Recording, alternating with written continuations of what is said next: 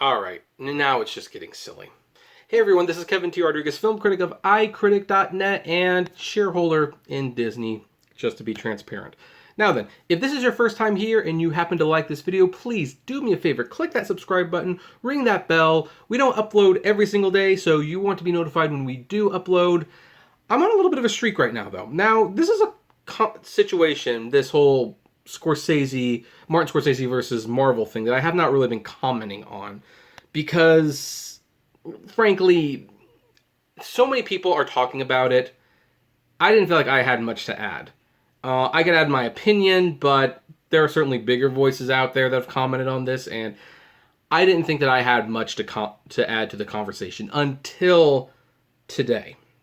Now, to recap what's going on, Martin Scorsese was asked a question what he thinks about superhero movies, which, you know, it's kind of interesting that these acclaimed directors are always asked, what do you think of superhero movies? Like why, how do you watch them? What do you think about them? And, I mean, I don't know why this is, like, the question that directors are asked. I don't know, I don't recall for many years Spielberg being bugged about, do you watch horror movies, Spielberg? What do you think about horror movies? Or do you watch reality television? It just never came up. But superhero movies seems to be its own little category. Everyone wants to know, does this acclaimed director that made some of the greatest movies of all time, do they watch superhero movies? It's just, the question is kind of mind-boggling, to be perfectly honest. But that's almost besides the point. Scorsese answered that he didn't really watch them. I mean, he tried, but he just doesn't like them. He doesn't think they're cinema. He compared them to theme park rides. You go in, you get your thrill, and that's it. And they're not cinema in the sense that it means something. Now, granted, he didn't say absolutely all of them were. I'm sure he was going to produce that Joker movie at some point, and I'm sure he might have slightly different opinions on The Dark Knight, Logan, maybe Spider-Man 2, I don't know. No, but in general, he says that they're not real movies. And frankly, I agree. I think theme park rides was a very practical description for them. In fact, to be honest, if I'm not watching a superhero movie in IMAX 3D or 4DX or some specialty theater, I will typically not go. Because with rare exceptions, they aren't spectacle. Now, yeah, obviously Deadpool's an exception. That's really funny. But, I mean, Spider-Man Far From Home was way more entertaining in 4DX than it was not in 4DX.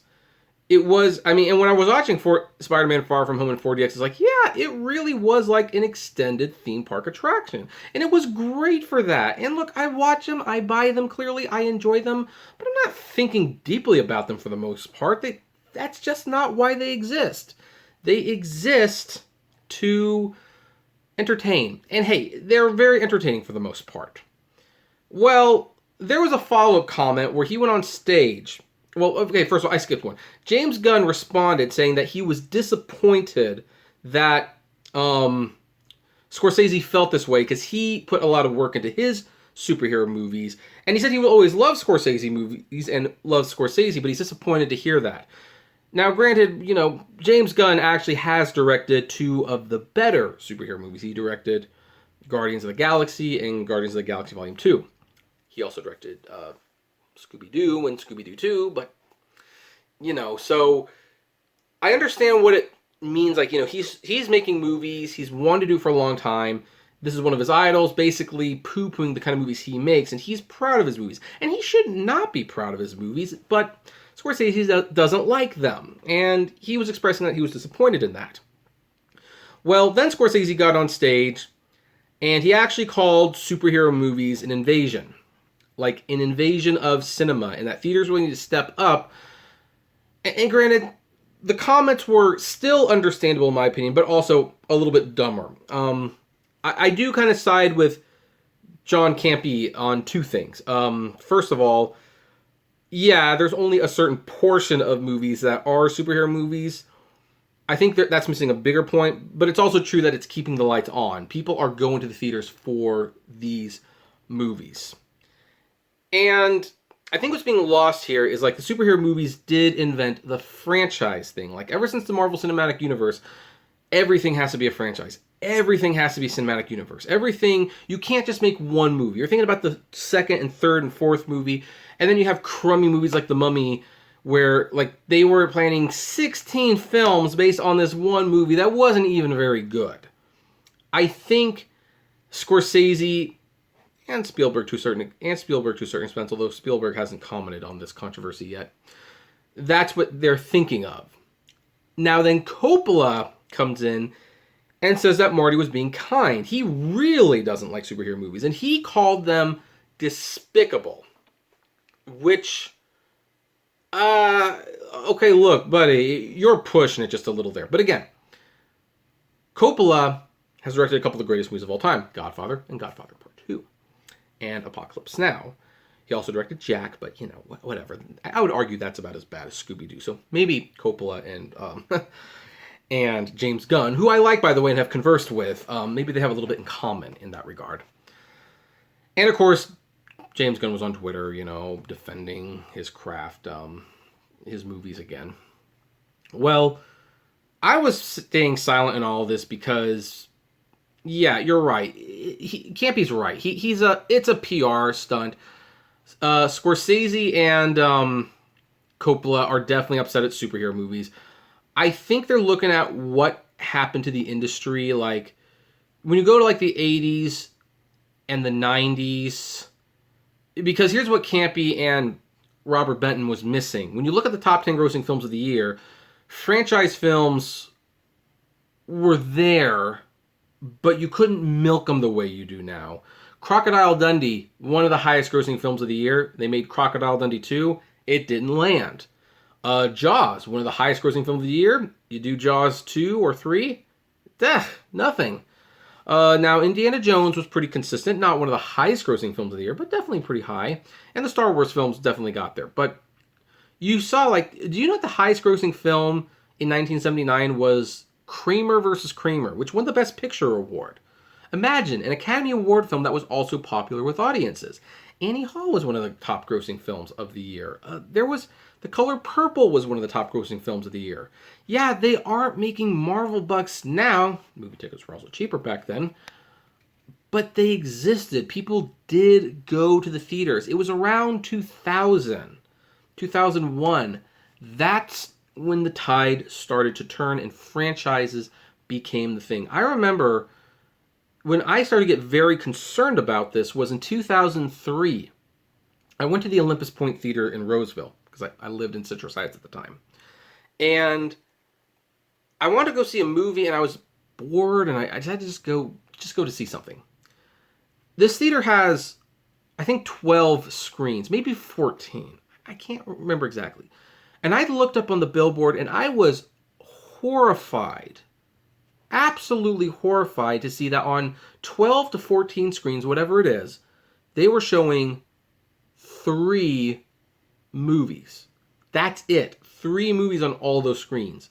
And they were Shrek the Third, Pirates of the Caribbean 3, and, what was that other one? Spider-Man 3. That's it. Shrek, Spider-Man, Pirates of the Caribbean. All the third installments. All of them bad, by the way. Shrek the Third probably the least bad of them all, but I was appalled. I mean, first of all, I'd seen them, but that was all? I remember worrying about the future movies at that point, and it hasn't gotten a lot better. Now, granted, I'm now living in the LA area. Movie theaters are a lot bigger. It's unlikely we're going to have too many situations where 2 or 3 movies dominate the whole thing, except for that one year that Harry Potter and the Deathly Hallows Part 2 came out, and the Universal City Walk with, I don't know how many screens in an IMAX, showed just that one movie for the whole weekend. Like, wow. And they were selling out all the screenings too, so that was insane. But I think Scorsese and Coppola remember a time that the general public, while the movies did not make as much money as they do now, they did make dramas and period pieces and comedies and even family films. Babe was one of the highest grossing films of the year. Babe 2, not so much. Braveheart, one of the highest grossing films of the year. They remember when you could make an original movie and not only have it win awards, but it could go on to have huge box office success. Now it actually seems quite the opposite. You rarely find an Academy Award winner that was a box office success or a big one. I think the last one, let me look real quick. I would say, I'd say The Lord of the Rings was the last time there was like a huge Best Picture winner. After that, maybe Slumdog Millionaire. At least that made almost a couple $100 million. But, you know, most of these have made less than $100 million. And hey, those movies are a lot better than Transformers 4, I'll tell you that. They're a lot better than Spider-Man Far From Home. But now, with all that out of the way, because I had to play some catch-up, let's get to Bob Iger's comment. Despicable? Really? Disney chief slams Hollywood legends shading Marvel. And this is where it gets really sad. Because here's the thing. This started out very innocently enough. Martin Scorsese had an opinion.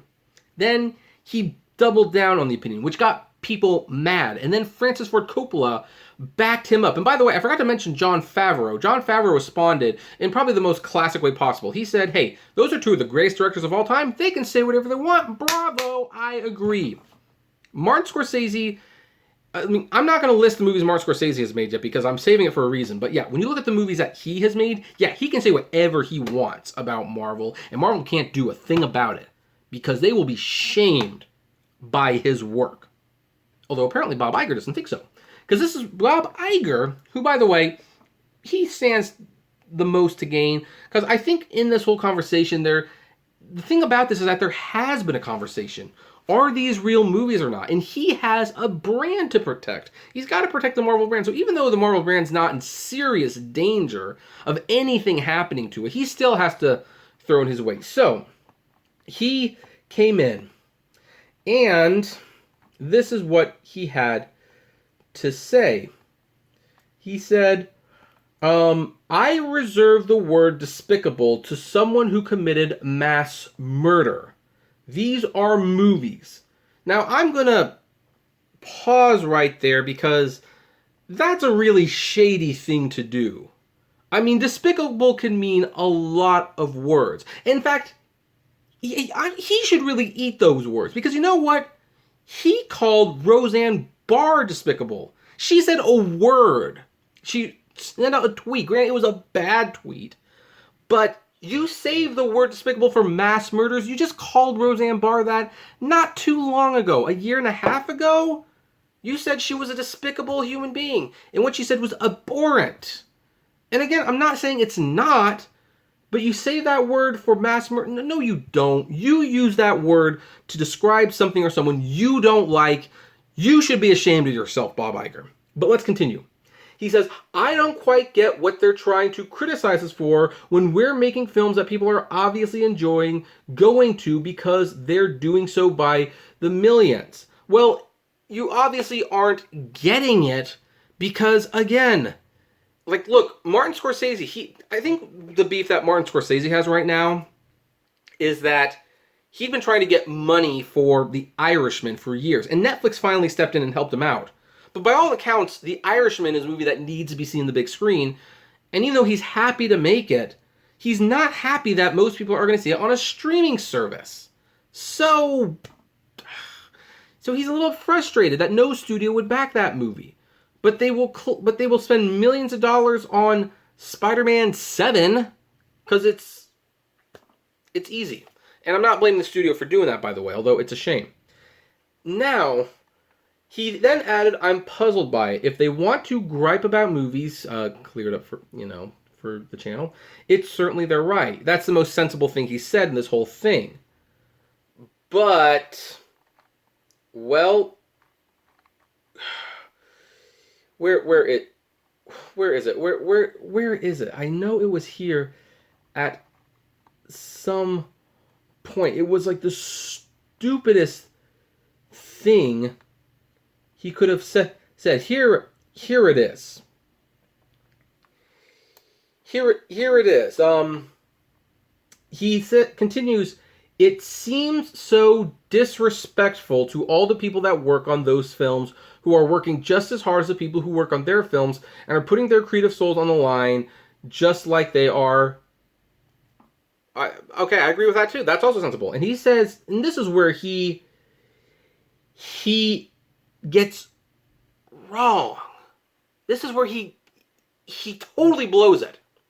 Are you telling me Ryan Coogler making Black Panther is somehow doing something that is less than what Marty Scorsese or Francis Ford Coppola have ever done on any one of their movies? Come on. There, I said it. Stupid!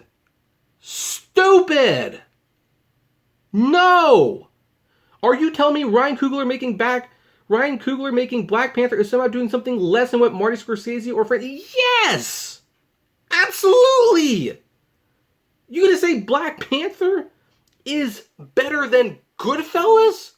Better than Hugo? Better than The Departed? You might enjoy it more than The Aviator, but The Aviator is a better made movie. Is Black Panther better than The Godfather or The Godfather Part 2? No! It's nowhere near as good as those movies. Heck, you want to know what's really stupid about this comment? Black Panther, as much as I liked it, and by the way, Black Panther is one of the better of the Marvel movies. Like that was like a 4.5-star movie for me. So I like Black Panther quite a bit. But Black Panther is beneath Ryan Coogler. Have you seen Fruitvale Station? That's a masterpiece. Have you seen Creed? That's a very good movie. I mean, and again, it shows how telling is that Black Panther is good, but no, Black Panther doesn't even match up to what Coogler does. Ryan Coogler is better than Black Panther. And Marty Scorsese and Francis Ford Coppola, oh, guess what? They are way better than Black Panther. I mean, granted, there are some duds. Black Panther is better when you put it up against Jack or The King of Comedy or The Color of Money. Those movies aren't very good. We all make bad movies, but don't be throwing down the gauntlet like that.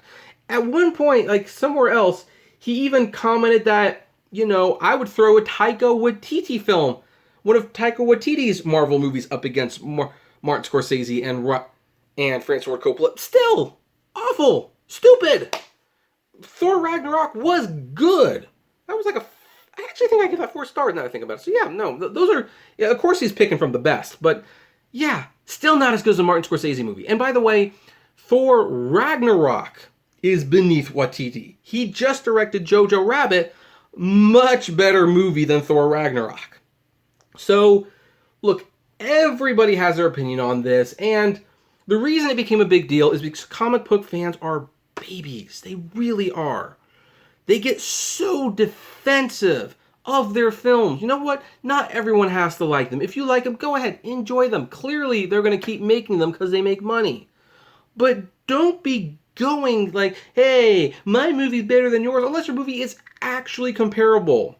If Christopher Nolan came up and said, hey, I made The Dark Knight, yeah, The Dark Knight would be comparable to Cape Fear or Departed or something Martin Scorsese has done in Francis Ford Coppola. That much is obvious. Todd Phillips, ironically, can make this claim because Joker was great, one of the best films of the year. But Marvel has not gotten close to that. Black Panther's the closest they got, and it still falls way, way short of the genius that is Martin Scorsese and Francis Ford Coppola. Although I will say more so Martin Scorsese, because Coppola really fell off the bandwagon, in all fairness. Like, Godfather 1, 2, Apocalypse Now, classic films. I even like Godfather 3. I don't like Sofia Coppola in it, but I like Godfather Part 3. Oh, and I like The Outsiders. But he made a lot of really bad movies. And he's basically been self-funding his movies through his winery business for a long, long time because no one wants to fund them anymore. And there's a reason for that. But yeah, so Bob Iger, screw you. You made yourself look foolish by saying that. I mean, And that's my thoughts. What do you say? I'd love to know. Comment below. Like, favorite, share, subscribe. If you enjoy these videos, consider becoming a Patreon member. It's totally optional, but even as little as $1 a month goes a long way to helping the channel run smoothly, and you get access to my Patreon's exclusive blog. And as always, flame responsibly. Have a good one.